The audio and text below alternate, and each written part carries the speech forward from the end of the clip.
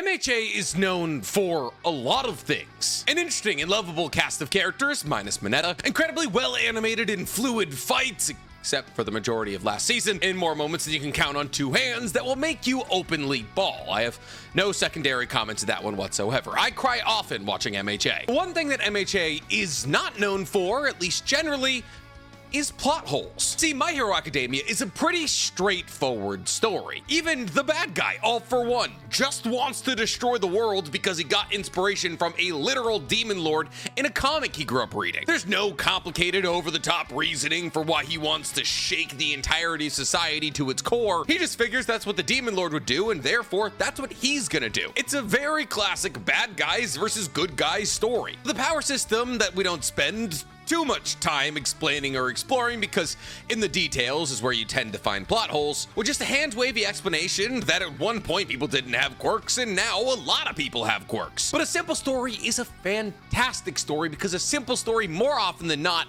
doesn't have plot holes. It has consistency, it makes sense, you can keep up with it, you read it every week, you watch it every week, you enjoy it, you go to bed. But that doesn't mean that it's perfect. I mean, it's closing in on its 400th chapter. There's gonna be some inconsistencies in the story. And today, I want to talk about one of those inconsistencies. See, recently I was scrolling through my email and somebody brought this to my attention. The question read, since Overhaul has the ability to deconstruct and reconstruct all matter, including physical human bodies that he can meld with himself in order to gain that person's quirk and extra limbs, why would he need Aerie? Why would he need Aerie's flesh to make bullets that can delete quirks? When in actuality, his flesh would probably do the trick. And genuinely, this question stumped me. Was this incredibly simple story's first plot hole? Because as I did more and more research about this topic, it started to appear that way. And thus at the end of all this research, I found myself with enough compelling evidence to prove that Overhaul didn't need Aerie. That in actuality, Overhaul keeping Aerie anywhere near him in the first place was a horrifically bad idea. And the lack of his foresight to figure this out is nothing but a blemish on the face of MHA. Now, as to whether or not this is MHA's only plot hole, genuinely, I don't know. I haven't spent as much time with MHA as I have with stories like Naruto. But it's definitely one of them, and I'm gonna tell you all about it. But before we get to diving into that, guys, please, for me, like this video, subscribe to the page, and hit that noti bell. And I know you're looking at my froggy overalls, but listen guys, there's something out there better than froggy overalls, and that's my merch. My merch website, otakusanonymous.net, has some of the greatest anime t-shirts, sweatshirts, and sticker packs you've ever seen. But don't take my word for it. Pop on over to my merch site and see for yourself. And after you're done going to otakusanonymous.net, go ahead and listen to Otakus Anonymous, my anime podcast that I do every week with Danny Mata, where we break down everything that happened in anime this week. It's available on YouTube, Spotify, and Apple Podcasts. So, Kai Chisaki, possibly the symbolization of the biggest plot hole in the entirety of MHA's plot. Kai Chisaki, otherwise known as Overhaul, is the main antagonist of the Shihai Hasaki arc. And when it comes down to characters, be they bad or good, Kai Chisaki is one of the most powerful characters in all of MHA. I mean, there's a reason that characters like All For One, the strongest character in all of MHA, took a big interest in Overhaul. When it comes down to it, the only people more powerful than Overhaul are people who either have All For One or One For All. Even one of the current wielders of All For Two, Tomura Shigaraki, the supposed main antagonist of My Hero Academia, prior to his massive power-up in his battle against Redestro, was probably weaker than Overhaul. And really, when it comes down to it, prior to Shigaraki getting All For One, he still might have been weaker than Overhaul. See, because Overhaul has the completed version of Shigaraki's quirk. Well, Shigaraki can now use the K to wipe out entire cities in a matter of seconds. Overhaul not only has the ability to destroy and decay, but also put everything back together. And within the confines of today's video, that putting everything back together bit is the most important bit. But since we're going to be talking about Overhaul, the quirk, a lot in this video, let's really nail down what it does. Overhaul gives Kai the ability to disassemble anything he touches and reassemble it in whatever manner he desires, meaning he has full 100% control over matter. Be it organic, inorganic, if Kai can touch it, he can break it down and reassemble it however he pleases. Let's say hypothetically Kai gets his hand on you. He could either treat you like Magni? Was that her name? I'm bad with the pronunciation of G-N-E. Is it Magni or Magn? I'm going with Magni. If I'm wrong, I'm sorry. Fortunately, we're not talking about her that much, because Magni is how we learned that Overhaul's quirk is terrifying. Simply by Kai coming into contact with Magni's elbow, he was able to disassemble the entire top half of her body, in essence showing that Overhaul has access to decay just like Shigaraki. However, outside of simply being able to touch you and force your body to explode, Kaijisaki also has the added benefit of being able to make your body undo that. See, let's say hypothetically, when Overhaul touched Magni, he just destroyed her arm. By touching her once again, he could regrow her arm. Because even though it's very easy for him to destroy somebody's body by touching them, it's just as easy for him to fix somebody's body by touching them. He has complete control over matter. Making somebody's body explode is just as easy as making somebody's body close a wound. However, Kai's quirk doesn't only just work on other people and his surroundings, but also his own body, as Kai has the ability to disassemble and reassemble his body as he sees fit. Meaning, even if hypothetically, let's say you stab Kaijisaki, if he just backs up, he can reassemble his body to close that wound. Or if hypothetically you were about to shoot him in the head, he could reassemble his body to open a hole in his head and close it after the bullet went through. Basically, anything he wants to do with his body, he can. But one of the biggest and most important things that he can do with his body is disassemble it and reassemble it in conjunction with somebody else's body, meaning that Kai can either break down somebody else's body to merge into his own, or break down his own body to merge into somebody else's. Now, while this sounds a bit Sakon and Hukon and not all that powerful, it's actually incredibly powerful, and for the reason that might make this a plot hole. See, because Kai has the ability to merge bodies with somebody else, and outside of giving him additional limbs or additional faces, it also gives him access to the person who he's merging with's quirk. So let's say hypothetically I had a flashlight quirk where when I opened my mouth a flashlight came out. Stupid quirk, but the majority of them are. If Kai wanted to, he could either disassemble my body or disassemble his own and merge with me. And upon merging with me, he would not only still have access to Overhaul, but also access to my flashlight, and it's never been identified that there's an upper limit to the amount of people that Kai can merge with. But we've only ever seen him merge with one person at a time. We saw him merge with one of his 8 bullets Shin and use his ability Confession, which allowed Kai to ask questions to people, be they enemies or allies, and then force them to answer truthfully. Now, eventually, Eri gets her hands on this fused version of Kai and Shin and uses her rewind quirk to rewind them back to a point when they weren't merged together. And once again, at this time, Kai fuses with another one of his 8 bullets, Rikia, who he gains the ability Energy Suck from, which allowed him to physically inhale the vitality of others and increase his own stamina in size. However, what's weird about this is that both of these times that Kai merges with one of his 8 bullets, he does it with next to no effort, even though Rikia and Shin are massively different sizes and control massively different quirks. Basically, as soon as Kai wants, he's able to disassemble himself or somebody else and merge with them in order to gain their quirk. But in order for Kai to break down a body, be it his or somebody else's, and merge with it, he has to understand a whole lot of anatomy. I mean, sure, being able to disassemble and reassemble matter sounds great. And maybe if you're holding a phone like this and you want to make it a circle, that wouldn't be the hardest thing of all time. But the real problem with making this phone a circle is making this phone a circle that operates. See, I could look at this phone and I could say be a circle, and I could squish it into a circle. But the real difficult part would be rewiring the circuitry to make sure that this circle phone now still operates as a phone. And a human body is just like that, except 1,000 times more complicated. So Kai being able to break down his body or somebody else's and merge them together, combined their mass, is crazy enough as is, without even considering the fact that after merging these 2 bodies so that they can coexist in one living entity, Kai also manages to preserve both of their quirks, which means Kai has to have enough understanding of human anatomy to understand what parts of a body you need to remake to either create or preserve a quirk. So if Kai, with his massive amount of molecular and anatomical knowledge, is able to recreate a body and preserve its quirk factor, what's leading us to believe he couldn't do the opposite? If Kai knows how to recreate a quirk in somebody's body, shouldn't he know how to leave that part out? Better yet, shouldn't he know how to nullify or eradicate that part of a human body? See, because here's the thing. Kai's entire plan is to use Eri. See, because Overhaul / Kai's entire motivation throughout MHA is to create bullets that he can fire into the bodies of heroes or enemies to nullify their quirk forever. And the way that he's making these bullets is by using Eri's skin. See, because Eri has a quirk known as Rewind, meaning if hypothetically in Kai's brain he makes a bullet out of of Aries' skin, he should be able to make a bullet that when it comes into contact with you,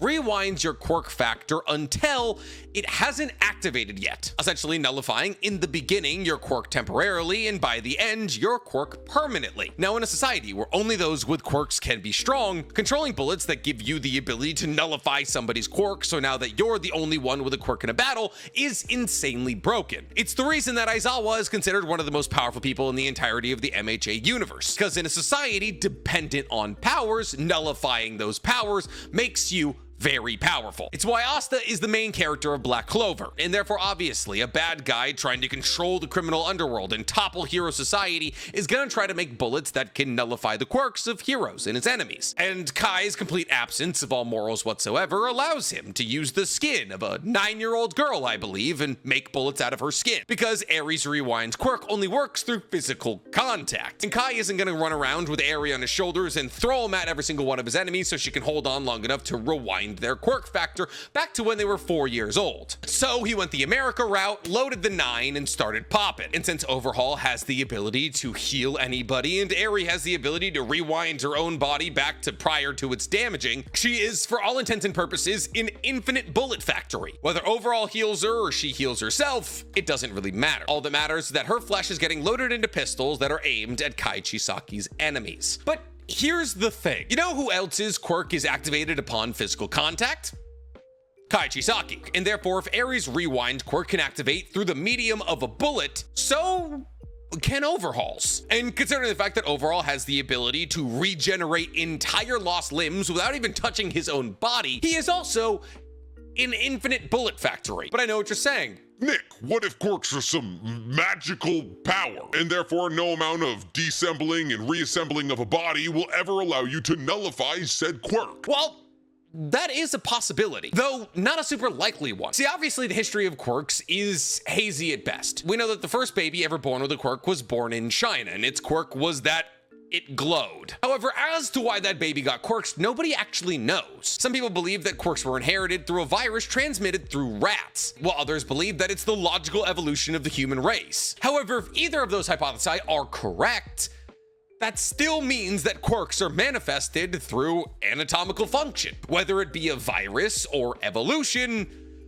that's not magic. It's either viral or genetic. And honestly, through a scope of real life science, either explanation makes just as much sense. Well, actually, the evolution angle makes a bit more sense than the virus angle. So the reason that I said that either explanation could be where quirks came from is because quirks are getting more prominent. And while obviously the first person with a quirk was born in China, now 80% of the population has quirks of some shape and size. And while some people's quirks are minor, some people's quirks turn them into spray bottles or Godzilla. And either quirks being a virus that's now being passed through the entirety of humanity, or evolution would explain how we're getting more and more people with quirks. And why in MHA it's believed that Deku's generation will be the last generation with quirkless people, which is why Deku is the final wielder of One for All, as One for All to acquire its full level of strength requires a quirkless person. So whether or not quirks are just the dominant gene spreading throughout the entirety of humanity, or a virus spreading throughout the entirety of humanity, both possibilities have somewhat equal chances. But the explanation for evolution does have a bit more science on its side. See, not only are quirks spreading throughout the entirety of humanity, much in the same way that standing on 2 feet spread out through the entirety of humanity, we had to use our hands. But there have been other genetic changes throughout the entirety of humanity that's happening right alongside the manifestation of quirks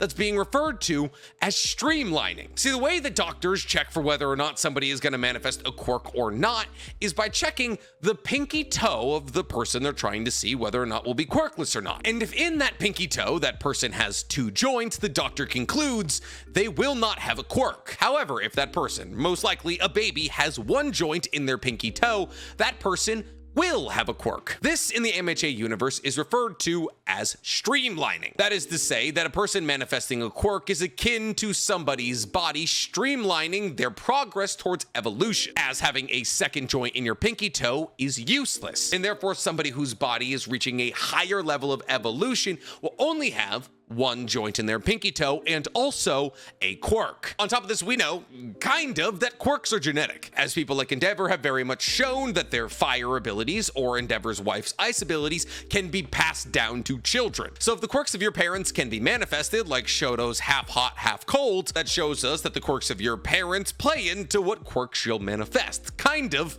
like genetics. Now, could it be that Endeavor and his wife, whose name I am completely forgetting, were both infected with a different kind of quirk virus that either manifests as a fire quirk or an ice quirk, and when those two viruses came together in the form of Shoto, it made a half hot, half cold virus? Yes, but Occam's razor tells us that the simplest answer is usually the correct one. And in this circumstance, we're probably gonna have to go with genetics, which means that we have pretty undeniable evidence that quirks are tied into genetics. And if CRISPR and real-life gene editing have taught us anything, genes can be changed. For those of you who don't know what CRISPR is or gene editing, I'll explain it super simply. There's a lot of genetic diseases out there. I actually used to work on research fixing these genetic diseases. And while a lot of genetic diseases are really hard to cure because a lot of diseases affect multiple parts on your genome, some genetic diseases are actually really easy to cure because these genetic diseases happen from one mutation on a specific part of a specific chromosome that we can identify. And therefore, using something known as CRISPR technology, we, with these genetic diseases, are able to target that one mutation. And by changing either an A to a T, or an A to a C, or an A to a G,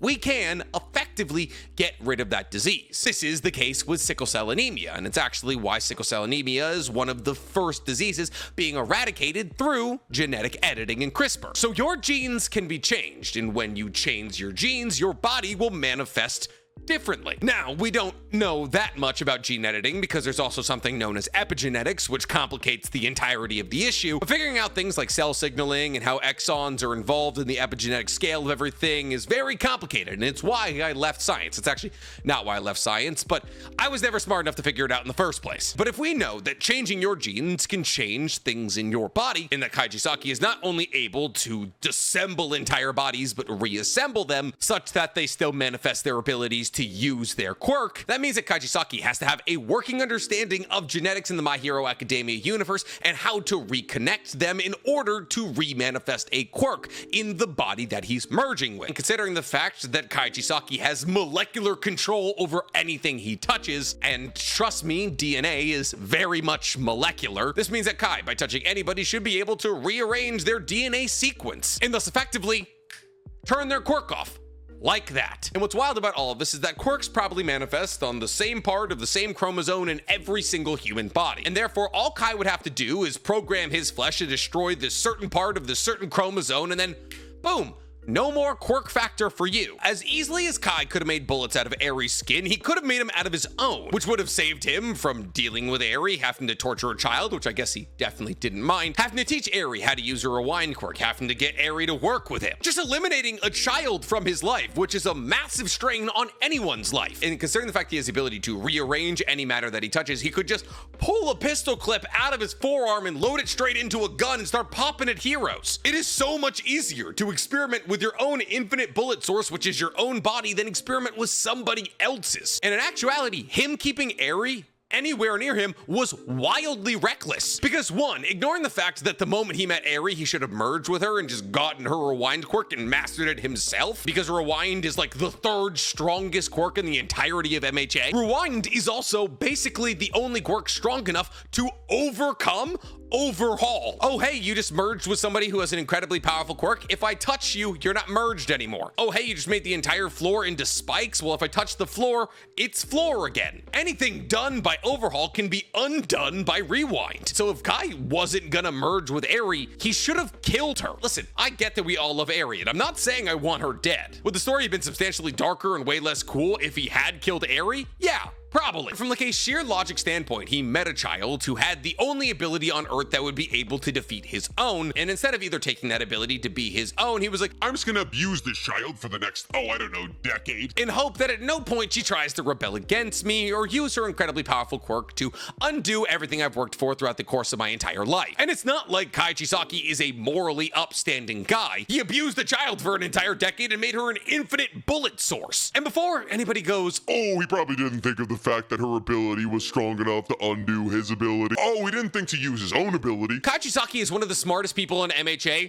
period. Outside of the fact that he was probably the most effective leader of the Yakuza in the history of the Yakuza, being a tactical and combat genius who was able to use the abilities of all of the people around him at their highest level and ensure that he and his organization would be successful for the foreseeable future, Kai Chisaki also made the anti-quirk bullet from Eri's DNA. And not only did he make the anti-quirk bullet, he also made an antidote serum. Kai by himself engineered two of the most impressive biotechnology drugs ever. He made a disease and cured it. He literally made the problem and the cure to ensure that he would sit on top of a pile of money for the rest of his life. And that way, anybody who wanted to nullify the quirks of either the bad guys or the good guys could buy the bullets off of him, and anybody hit by those bullets could buy the serum off of him to perpetuate a cycle of him raking in money for eternity. He was and still is a genius. The fact that at no point he realized that, that kid's probably dangerous, and I could eliminate that danger by melding that child into my own body or just killing it, and either use the rewind quirk, which I now own, or my own quirk to destroy and restore quirks in the form of bullets and serum. But instead, he dragged around a liability with him throughout his entire Yakuza career until eventually that liability undid everything he built. Genuinely, I think Eri was written into this story because without Eri,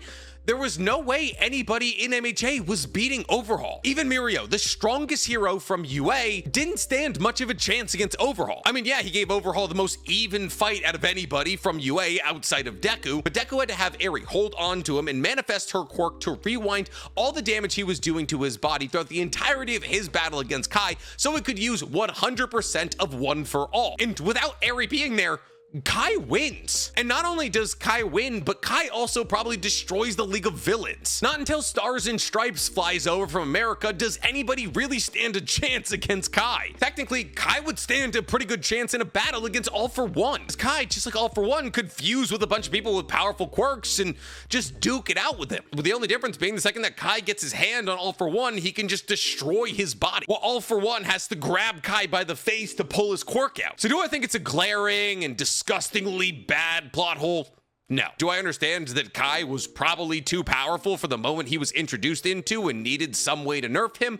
Yes. But I still think this is an interesting thing to talk about. But what do you guys think? Do you think this is a plot hole that completely derails MHA's plot, or a sensible right around by the mangaka to make sure that Kai didn't become the final baddie of MHA? Tell me in the comments below. And while you guys are down there, please, for me, like this video, subscribe to the page, hit that noti bell. Listen, if you want to explain it as he hates kids, I'll take it.